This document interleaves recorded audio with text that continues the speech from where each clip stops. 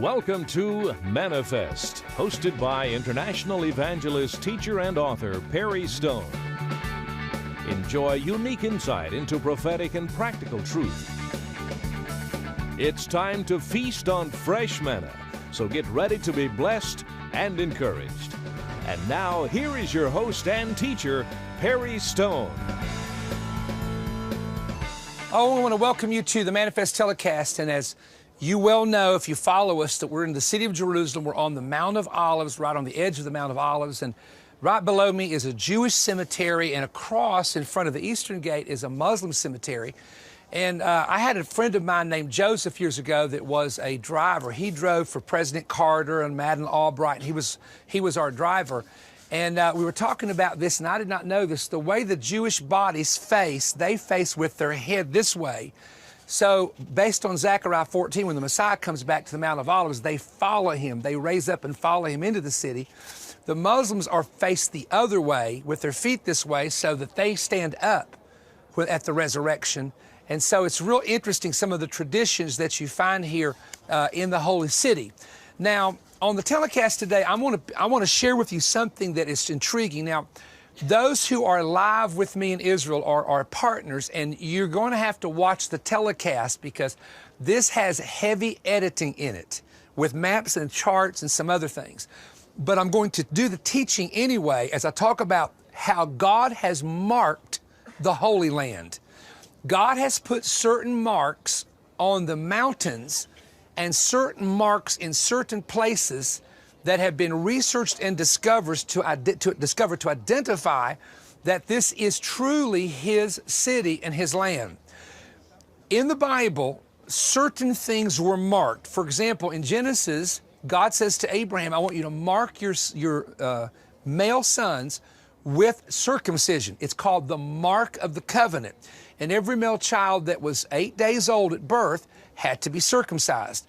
God would also mark places, allowing the patriarchs to build altars. Abraham built altars at Hebron, altars at Bethel. In fact, if I start naming them, we'd have to go through a long list. You had Jacob that built altars. You had Noah that built an altar. So the site was marked by altars. Now, this leads me for a moment to talk about this mountain behind me. Now, this is called Mount Moriah, and this is believed to be in Genesis 22, where Abraham brought his son Isaac and built the altar and put his son on the altar. And then, of course, God was testing him. God was never going to allow him to take his son's life. He was testing him to see if Abraham, the covenant man, was willing to give up his only son and watch God raise him up again, because Romans said Abraham counted God able to raise Isaac from the dead. If Abraham was willing to do it, God was going to one day have to send his only son and his life be taken. And he said, if my man who is a covenant man is even willing to give up his son, I'll be willing one day to give up mine. So that's really, in retrospect, what the test was about. But when Abraham built the altar, you discover that later David built an altar on this mountain to stop a plague. And at that time, it was called the threshing floor of Ornan the Jebusite, because the city back in that day was right on the hill here, the Jebusite city. The Jebusites controlled this area.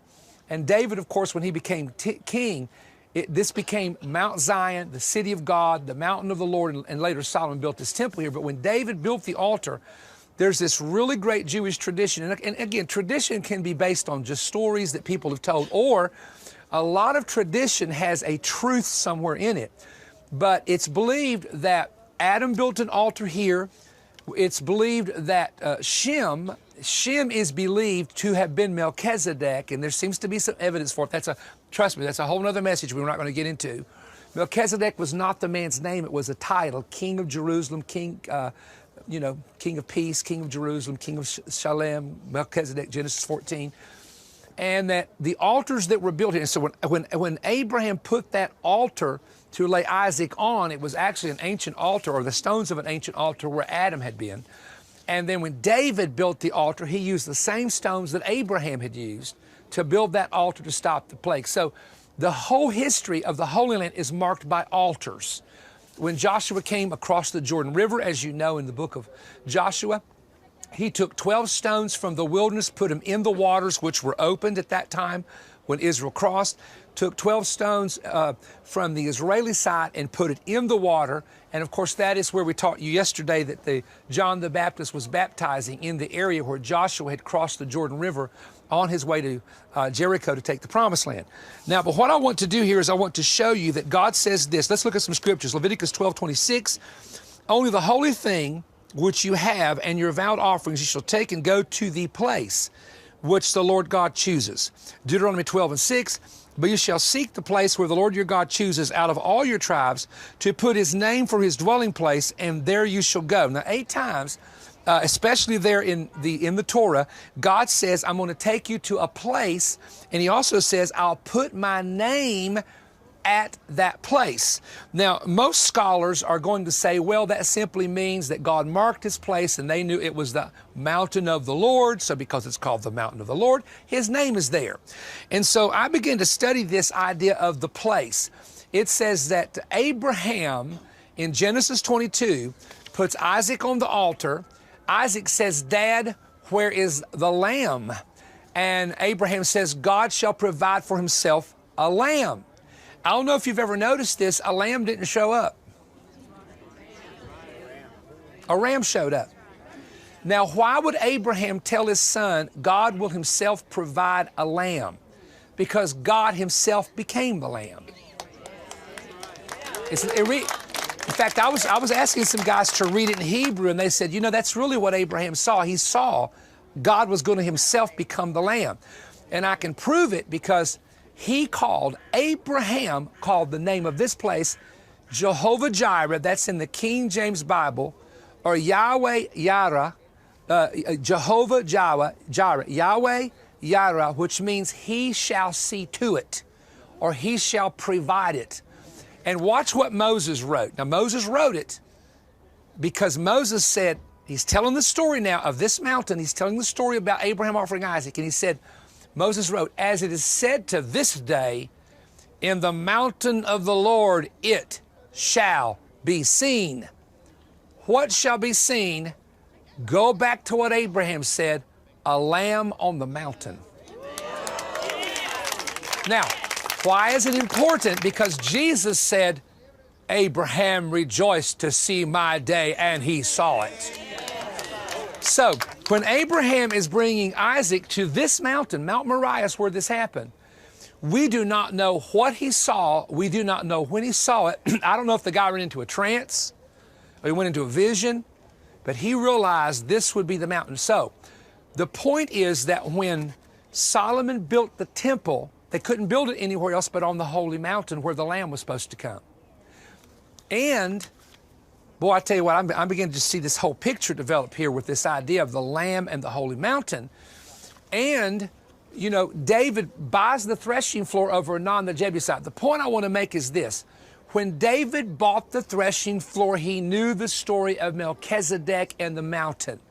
When Solomon built the temple, he knew the story of Melchizedek and the mountain and how his dad stopped a plague from destroying Jerusalem by building an altar here.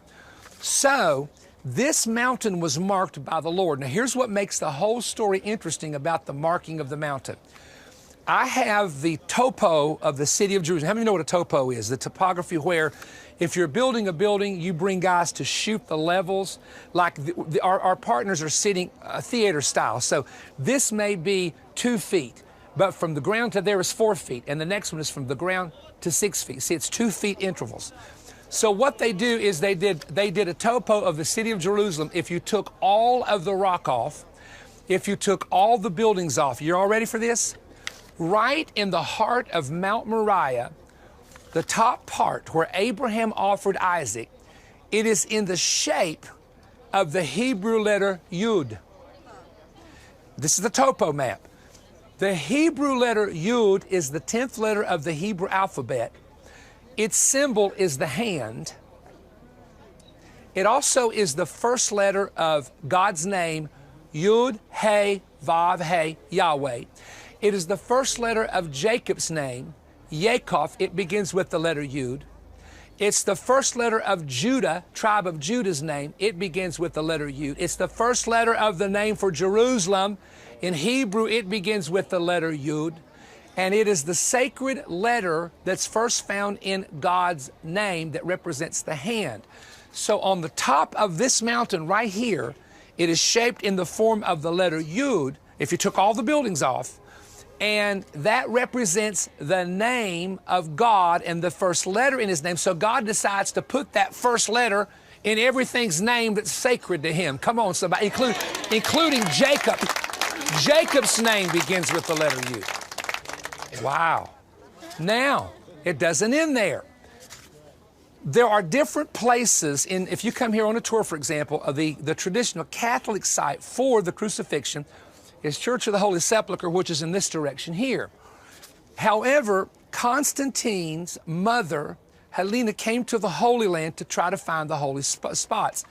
And she came several hundred years after it happened. This would be like me going to Washington after it had been destroyed and me trying to find 300 years later, you know, where did Thomas Jefferson do this or where did George? Well, it's going to be based on tradition.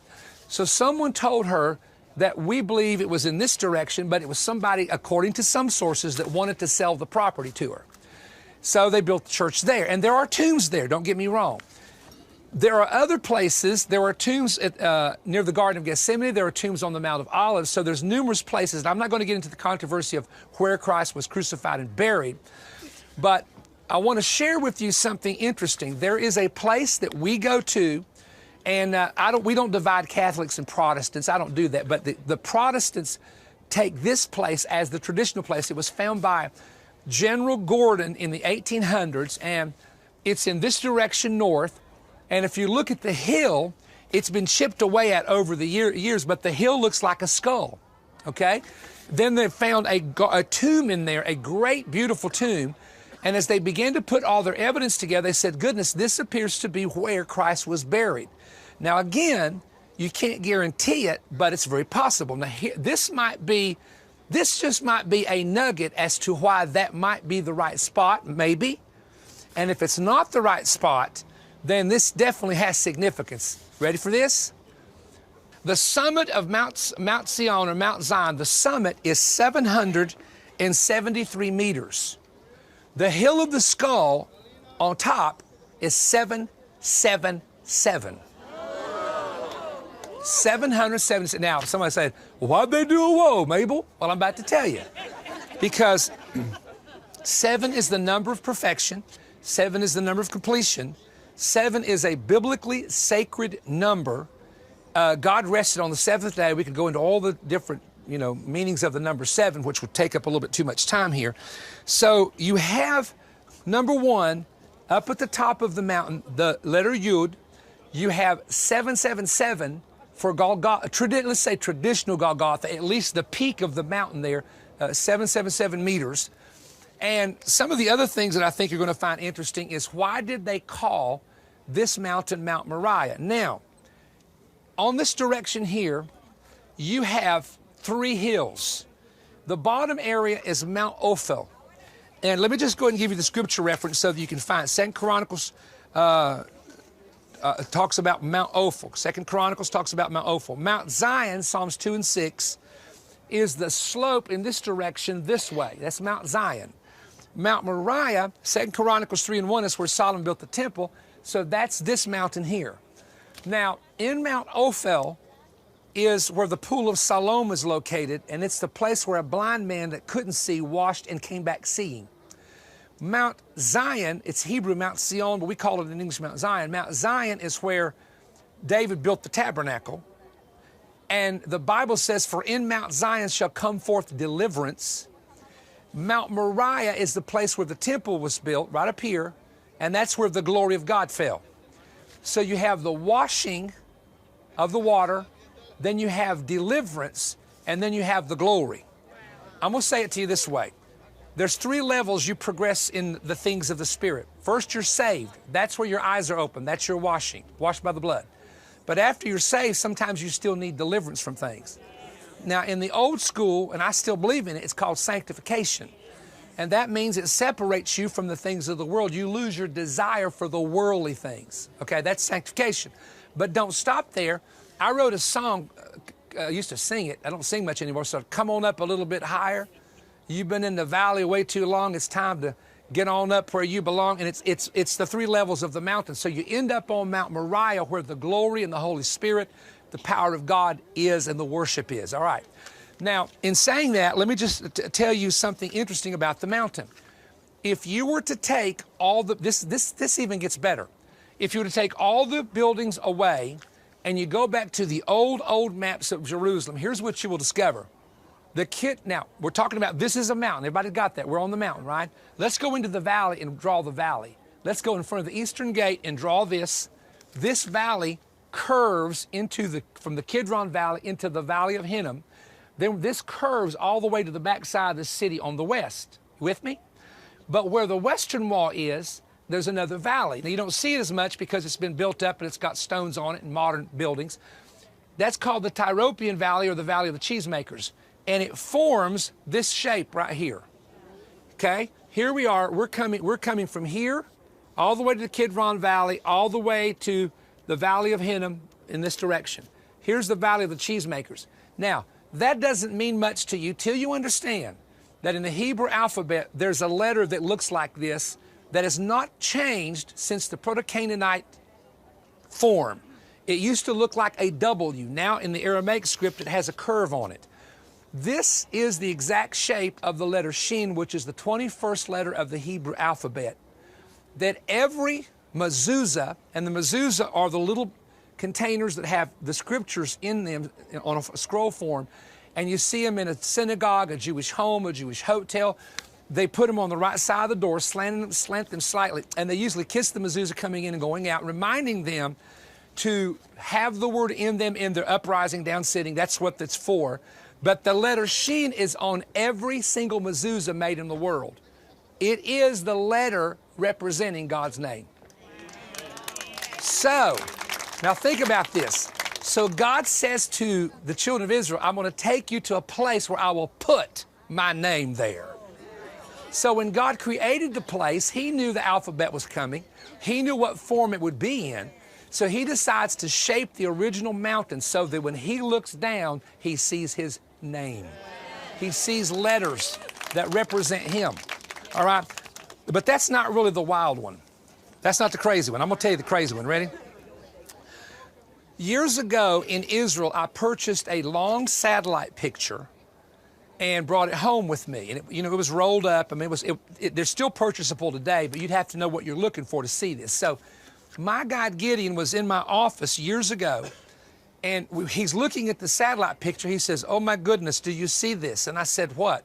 He said, this is God's name, Yod He Vav He, on the mountain. And I looked, and the way now this is not a retouched picture. The way the satellite was sitting, the shadows on the mountains above Jerusalem, you could see a little Yud, a little He, a little bit crooked, but you could still see it, Vav and He. Then we started looking at the map, and we found the letters Kaf and Yud. Then beside that, the letters Lamed, Vav, Tzion, and then under that, the Yud, He, Vav, He. Then under that, an Aleph, Peg, Resh, Yud, and Mem. Now that doesn't mean a thing to you, I know. So it's Ki, Luz, Yahweh, Ephraim. That's what those letters spell in Hebrew. Ki, Luz, Yahweh, Ephraim. Now, Luz was the early name of the area where Jacob had the dream. Remember that? It says he went to Luz, and there he had the dream of the ladder. Come on. And the angels coming up and down the ladder. Ephraim was the tribe that Joseph's son that came out of Egypt. So let me translate to you Ki, Luz, Yahweh, Ephraim. Ready? Because I'm going to tell you what the name Ephraim means. I'm going to tell you what the name Ki, Luz means. All right? Luz was later changed to Bethel. Okay? So here's what it means. Those letters on the mountain on a satellite map, and it's the shadow, it's the way the shadows are formed, means because of Bethel, the Lord has made me fruitful. And look, it's not something you got to guess. I took the map and marked with a black marker, and I hope, Charlie, we can have this after I'm talking to him. He's nodding his head. And so the point I want to make is God has marked the place. Now, I knew about this a couple years ago, and now, you know, it's real funny because you release something and some guy writes a book on it. Now, you know, I have a revelation. It's like, okay, whatever. But I reported this years ago, right after the discovery, because to me it was very exciting, and I want to give it to you quickly. Gilead is mine, Manasseh is mine, Ephraim also is the strength of mine, Judah is mine, Moab is my washpot. Over Edom I will cast my shoe. Now the areas, notice the areas, Manasseh, Ephraim, Judah, Moab, Edom, and also Philistia. Now I want to tell you what they found. They found and I've got other scriptures there, but let me get right to it. They were looking at satellite pictures, and they were looking in the area of Gilgal, where Joshua circumcised the children of Israel, right? And they found, this is the coolest thing on satellite, and it is not retouched. Somebody, thousands of years ago, made, how do you describe this? Walls of stone in the form of a shoe. I wish I could show you the picture. It's a perfect sandal. And there are several of them. And so they noticed that Gilgal in Hebrew means a wheel or to be encircled or to enclose in. And because the children of Israel are coming into the promised land, and we assume, because we know that they had animals to build the tabernacle with, if they had animals, they didn't want the animals running all over the place. So the idea by some archaeologists, and again, you talk to an archaeologist about one thing, you talk to 5, you get 10 opinions, okay? So everybody's got their opinion. But who built this? Why did they build it? Why they put it there? Because it is believed that they understood that God's footprints were on the land, and God said to Abraham, everywhere you put the sole of your foot. Everywhere you put the sole of your foot, I'm going to give you the land. So they decide to mark the area that they're about to take with these rocks in the shape of a foot to identify we're back, we're God's people, and this is God's land, and it belongs to Him. And they found that recently on a satellite. Well, I tell you what, I am out of time, and I have a few more notes here, but I think you get the picture that God has marked the land. It is called the Holy Land. It is the land of God. I'm here with my partners, and I hope many of you partners will go with me on our next Holy Land trip that will come up in the fall, every fall. And many of you that aren't partners can go with us as well. We do back-to-back trips, but God bless you. And as always, there's a new manifest offer, and then we're going to tell you where we're coming to. We got some huge conferences coming up this year. We got some great things going to happen. We want you to be a part if you possibly can. Thank you from Jerusalem, where God marked the spot.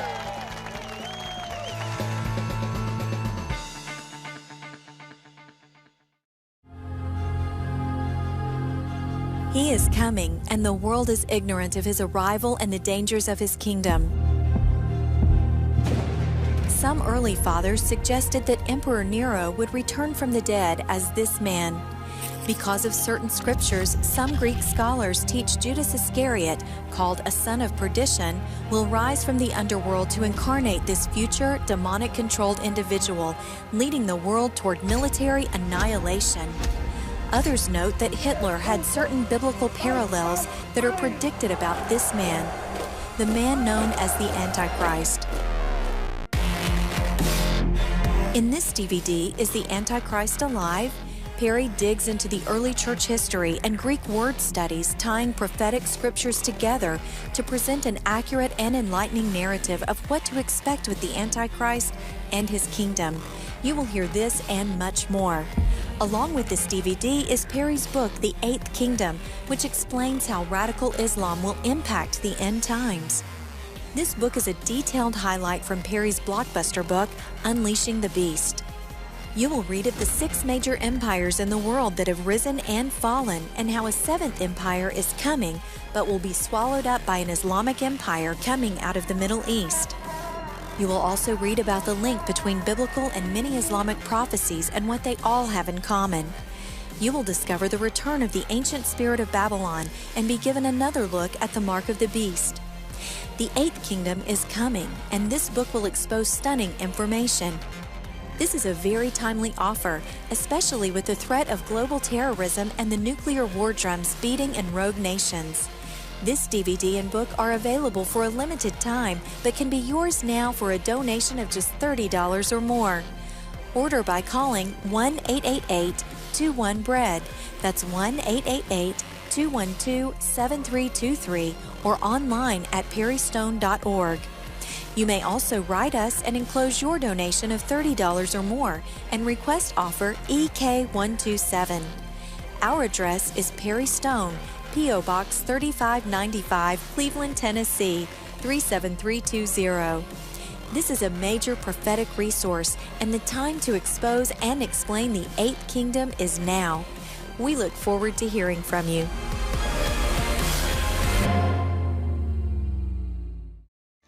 Thank you for joining me on the Manifest Telecast. I hope that you will take the time to get the new resource material. It helps keep Manifest on the air, but you will spend hours learning some fresh insight on this subject. So there you have it. Healing Place Church, Wednesday, one service only, April the 4th in Baton Rouge, Louisiana. Everybody come and join me there that possibly can. Sunday, April the 22nd, Resurrection Live Church, Granville, Michigan. That's all day on Sunday at the great church there.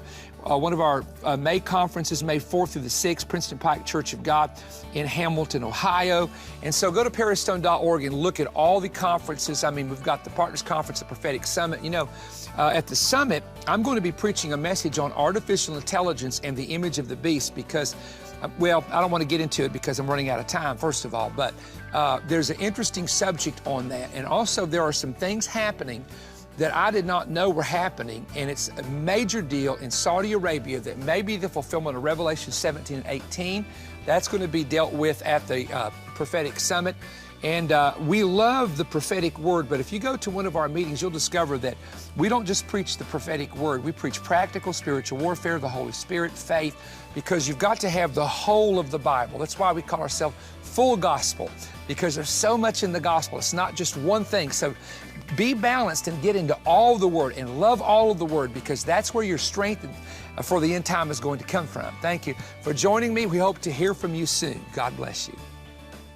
You can't overpower God, you can't defeat God, you can't overthrow God. And if you're a Christian, then say Jesus, because He's the founder of the Christian faith. As long as we're here, the people of God, then God is not finished with this nation. We're called to intercede for this nation, to get on our knees until the bitter, bloody end.